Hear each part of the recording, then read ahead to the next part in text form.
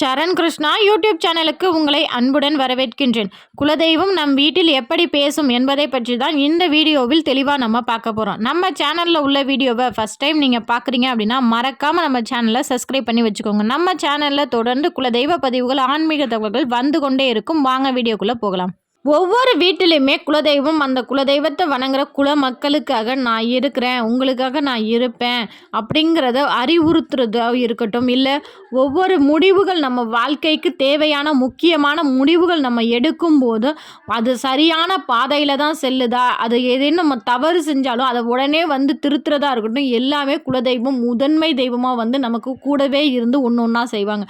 அதை நம்ம உணர்ந்து பார்த்தவங்க நிறைய பேர் உணர்ந்து பார்த்துருப்பாங்க. ஒரு சிலருக்கு தெரியாது. ஆனால் அவங்க இந்த நேரத்தில் வந்து சொல்லலைன்னா நம்ம என்ன பண்ணுறது அப்படிங்கிற ஒரு வார்த்தை இருக்குது பார்த்திங்கன்னா, அதுதான் அந்த குலதெய்வத்தின் வார்த்தை. பலரோட வாழ்க்கையிலையும் ஒவ்வொரு சில தருணங்களில் குலதெய்வமே வந்து பேசியிருப்பாங்க. அப்பேற்பட்ட தருணங்கள் உங்கள் வாழ்க்கையிலையும் நடந்திருக்கா அப்படிங்கிறத மறக்காமல் எங்களோட கமெண்ட் செக்ஷனில் ஷேர் பண்ணிக்கோங்க. நம்ம எல்லார் வீட்லேயும் ஏதாவது நம்ம வாழ்க்கையின் அடுத்த கட்டமாக இருக்கட்டும், இல்லை நம்ம குழந்தைகளை பற்றியாக இருக்கட்டும், இல்லை தொழில் சார்ந்து வீடு சார்ந்த எந்த ஒரு முக்கியமான நம்ம முடிவு எடுக்கும்போதும் பேசிகிட்டு இருக்கும்போது குடும்பத்தோடு கலந்து பேசுவோம். இது சரியாக இருக்குமா, இல்லை இதை இப்படி பண்ணலாமா அப்படிங்கிற போது உங்கள் வீட்டிலேருந்து குபேர மூலை மற்றும் கன்னி மூலையிலிருந்து பல்லிகள் சத்தமிடுவது உங்கள் குலதெய்வத்தின் வாக்கு. அதாவது நீங்கள் இந்த விஷயம் கரெக்டாக இருக்குமா அப்படின்னு நீங்கள் பேசும்போது அந்த பல்லி சத்தமிட்டுச்சு அப்படின்னா அது கரெக்டாக தான் இருக்கும், நம்ம அதை தைரியமாக செய்யலாம், அந்த முடிவை நம்ம தைரியமாக எடுக்கலாம் அப்படிங்கிறது தான் உங்கள் குலதெய்வத்தின் வாக்கு. ஒவ்வொரு வீட்லேயும் பெண்கள் பூஜை அறையில் பூஜை செய்து கொண்டிருக்கும் போது தங்களோட மன கஷ்டங்களை அந்த தெய்வத்திடம் ஒப்படைச்சிட்டு இருக்கும்போது அந்த பூஜையை முடித்ததுக்கப்புறம் பார்த்திங்கன்னா ஒரு சுமங்கலி பெண்களோ இல்லை பூக்களோ வீட்டுக்கு வருவது, அது மட்டும் இல்லை யாராவது திடீர்னு ஃபோனில் கூட கேட்பாங்க, என்ன உன் குரல் ஒரு மாதிரி இருக்கு, என்னாச்சு, எல்லாம் சரியாக போயிடும், பார்த்துக்கலாம், என்ன இதுக்கெல்லாமா போய் கவலைப்படுவாங்க. நம்ம அதுக்கு வந்து ஆறுதல் வார்த்தை மற்றவங்கள்ட்ட கேட்கவே மாட்டோம். ஆனால் அது நம்ம என்ன மனசில் நினச்சோமோ அதற்கான ஆறுதல் வார்த்தைகள் உங்கள் குலதெய்வத்தின் மூலம், இவர்களின் மூலம் கண்டிப்பாக உங்கள் வீட்டில் வந்து பேசுவாங்க. அதே போல் நமக்கு உடல் ரீதியாக ஏதாவது ஒரு பிரச்சனை வரப்போகுது அப்படிங்கிறத கண்டிப்பாக குலதெய்வம் உங்கள்கிட்டே வந்து சொல்லுவாங்க. அது எப்படின்னு பார்த்தீங்கன்னா, திடீர்னு யாராவது வந்து இப்போ ஒரு ஹெல்த்து செக்கப் பண்ணிக்கோங்களேன், அதான் நல்லாயிருக்கும் அப்படிங்கிறதா இருக்கட்டும், இல்லை என்ன இது ஒரு மாதிரி முகம் வாடி இருக்குது, இல்லை ஃபஸ்ட்டு போய் இந்த டெஸ்ட்டை எடுங்க அப்போ தான் நல்லாயிருக்கும் அப்படின்னு திடீர்னு சொல்லுவாங்க. ஆனால் அவங்க சொன்ன உடனே அதை நம்ம செய்யணும் அப்படிங்கிறது நம்ம கேட்டுக்கிட்டே இருக்கும் காதில். அவங்க சொன்னாங்களே நம்ம அதை செய்யணும், அவங்க சொன்னாங்களே அதை நம்ம செய்யணும் அப்படின்னு அதற்கு பிறகு நம்ம பார்த்தோம்னா மிகப்பெரிய ஆபத்து அந்த ஒரு சின்ன செக்கப் மூலயமோ நம்ம தெரிஞ்சுக்கிட்டு வருமுன் காப்பது போல் நமக்கு வரக்கூடிய பெரிய ஆபத்து கூட அது தடுத்துருக்கும். அதே போல் ஒவ்வொரு வீட்லேயும் ஒரு கர்ப்பமான ஒரு பொண்ணு இருக்காங்க அப்படின்னா அவங்களுக்கு மனசில் 1000 கவலை இருக்கும். ஆண் குழந்தை பிறக்குமா, பெண் குழந்தை பிறக்குமா, இல்லை நல்லபடியாக பிறக்குமா, ஏதாவது ஒரு பிரச்சனை வருமா அப்படிங்கிறப்பெல்லாம் குலதெய்வமே நேரடியாக யார் மூலியமாவது வந்து பேசுவாங்க. எந்த குழந்தையா இருந்தா நல்லபடியாக பிறக்கும், நீ ஏன் கவலைப்படுற, நல்லபடியாக பிறக்கும், அந்த வார்த்தை தைரியமான வார்த்தை கொடுத்துக்கிட்டே இருப்பாங்க. நம்ம அதே போல் ஏதாவது ஒரு மிகப்பெரிய சிக்கல் நமக்கு வரப்போகுது, நமக்கு மிகப்பெரிய கஷ்டம் வரப்போகுது, அது நம்ம குலதெய்வ எல்லைக்கு போனால் சரியாயிடும் அப்படிங்கிறப்ப அந்த குலதெய்வம் கனவுலையும் வந்து பேசுவாங்க. குலதெய்வ கோவில் கனவுல வர்றது, குலதெய்வம் வந்து வான்னு கூப்பிடுறது, இல்லை குலதெய்வ கோவிலுக்கு போனால் நல்லா இருக்கும்னு வீட்டில் மற்றவங்க மூலியமாக அவங்க பேசுகிறது.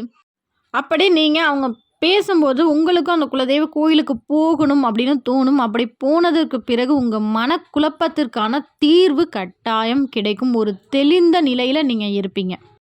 நம்ம வீட்டில் ஒரு நல்ல விஷயம் நடக்க போது அது நடக்குமா என்னன்னு தெரியாமல் நம்ம கவலைப்பட்டுட்டு இருக்கோம் அப்படிங்கிறது, நல்ல விஷயம் நடக்க போகுதுப்பா அப்படிங்கிறத குலதெய்வம் எப்படி வந்து நம்மக்கிட்ட சொல்லும் அப்படின்னு பார்த்தீங்கன்னா, இப்போ ஒன்றும் இல்லை, உதாரணத்துக்கு சொல்லணும்னா அவங்க கர்ப்பமாக இருக்கணும், இப்போ வீட்டில் வந்து குழந்தை வரம் வேணும் அப்படின்னு சொல்லி நிறைய ஒரு புலம்பல் இருக்கும். இத்தனாம் தேதிலாம் தேதி வந்துருச்சு, இந்த நாட்டிலலாம் அவங்க குளிச்சிடக்கூடாது, மாதமாக இன்னும் இந்த மாதமாவது அவங்களுக்கு குழந்தை தரிச்சிடணும் அப்படின்னு சொல்லி வீட்டில் உள்ள பெரியவங்கள்லாம் ரொம்ப ஆசையாக கடவுளை வேண்டுவாங்க.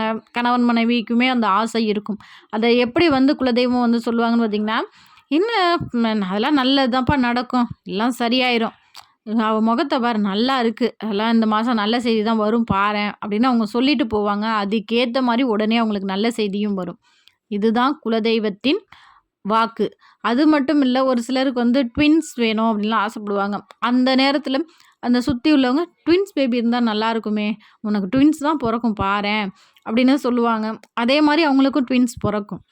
இது அனைத்துமே குலதெய்வம் நம்மக்கிட்ட வந்து பேசுறது தான். நேரடியா பேசாம இவர்களின் மூலமாக உங்களுக்கு குலதெய்வத்தின் குரல் உங்க வீட்ல ஒலிச்சு கொண்டே இருக்கு. அதேபோல் ஒருவர் குலதெய்வத்தை முறையா வணங்குற குலமக்கள், அவர் வயசாயிட்டு இயற்கையா மரணம் அவங்களுக்கு வரப்போகுது அப்படிங்கிறத அவர் மூலியமாவே குலதெய்வம் பேசும். எப்படின்னு பார்த்தீங்கன்னா, எனக்கு ஒரு மாதிரி தெரியுது. முகமெல்லாம் ஒரு மாதிரி இருக்கு. எனக்கு என்னமோ நடக்க போகுது. என் கண்ணு முன்னாடி இறந்தவங்கலாம் வந்து நிக்கிறாங்க. இல்ல அது மட்டும் இல்ல, அவங்க யார் மேல அதிக பாசமா இருந்தாங்களோ, அவங்க கிட்டலாம் அடிக்கடி சண்டை போடுவாங்க. ஏன்னா குலதெய்வத்திற்கு தெரியும். இவங்க இல்லைன்னா இந்த குடும்பத்தில உள்ளவங்க எல்லாரும் கஷ்டப்படுவாங்க அப்படிங்கிறதுனால, அவங்க வந்து சண்டை போடும்போது அவங்க மேல என்ன வரும்? ஒரு வெறுப்பு வரும். அதற்கு பிறகு அவங்க மரணிச்சா அந்த அளவுக்கு பாதிப்பு இருக்காது. ரொம்ப அதிகமா அட்டாச்மெண்ட்டோட இருந்து அந்த பாதிப்பை விட கொஞ்சம் சண்டை போட்டதுக்கப்புறம் அவங்களுக்கு வர ஒரு பிரிவு வந்து பாதிப்பு சற்று குறைவாக இருக்கும். இதுவும் உங்க குலதெய்வத்தின் பேச்சு தான். ஒவ்வொரு தருணங்கள்லையுமே இது போல் பல விஷயங்கள் நம்ம குலதெய்வம் நம்மக்கிட்ட பேசிக்கிட்டு தான் இருக்கு. ஒரு சில விஷயங்கள்லாம் பார்த்திங்கன்னா, நம்ம குழந்தைங்களுக்கோ இல்லை திருமணம் வரமெல்லாம் பார்த்துட்டு இருக்கும்போது அது சரியான வரம் இல்லை அப்படிங்கிறதையும் குலதெய்வம் வந்து சொல்லும். இல்லை இது சரியான வரம்னாலும், ஐயோ இவங்க தெரிஞ்சவங்க இருக்காங்க, இவங்கள நம்பி நம்ம பொண்ணை கொடுக்கலாமே, இல்லை இவங்க தெரிஞ்சவங்க தான், நல்ல பழக்கம் தான் அப்படின்னு சொல்லி தெரிஞ்சவங்கள நம்மக்கிட்ட காட்டி கொடுக்குறதும் உங்கள் குலதெய்வம் தான். ஒவ்வொரு தருணங்களையும் நமக்கு எது நல்லது எது கெட்டது அப்படிங்கிறத பார்த்து பார்த்து நம்ம பெற்றோர்கள் மாதிரி நம்ம குலதெய்வமும் ஒவ்வொரு தருணங்களையும் நம்ம கூட இருந்து நமக்காக பேசி கொண்டு தான் இருக்குது. அதை உணர்ந்தவர்கள் 1000 பேர். உங்கள் வாழ்க்கையிலும் இது போல் நடந்திருக்கா? எங்கள் குலதெய்வம் இப்படி எங்கள் வாழ்க்கையில் வந்து பேசியிருக்கு அப்படிங்கிற ஒரு தருணங்கள் உங்களுக்கு இருந்துச்சுன்னா மறக்காமல் கமெண்ட் செக்ஷனில் ஷேர் பண்ணிக்கோங்க. ஏன்னா இன்னமுமே பலரும் குலதெய்வத்தை முறையாக வணங்காமல் இருக்காங்க. உங்களோட கமெண்ட் செக்ஷனை பார்த்து இது போல் நிறையா பேரோட வாழ்க்கையிலையும் குலதெய்வம் அற்புதங்கள் செஞ்சுருக்கு அப்படிங்கிறத பார்த்தாவது அவங்களோட குலதெய்வத்தை முறையாக வணங்கட்டும். இந்த வீடியோ உங்களுக்கு பயனுள்ளதாக இருக்கும் என்ற நம்பிக்கையில் மற்றொரு வீடியோவில் சந்திக்கிறேன். இந்த வீடியோ உங்களுக்கு பிடிச்சிருந்தா லைக் பண்ணுங்கள், ஷேர் பண்ணுங்கள், மறக்காமல் சப்ஸ்கிரைப் பண்ணுங்கள். சரண் கிருஷ்ணா யூடியூப் சேனல். நன்றி, வணக்கம்.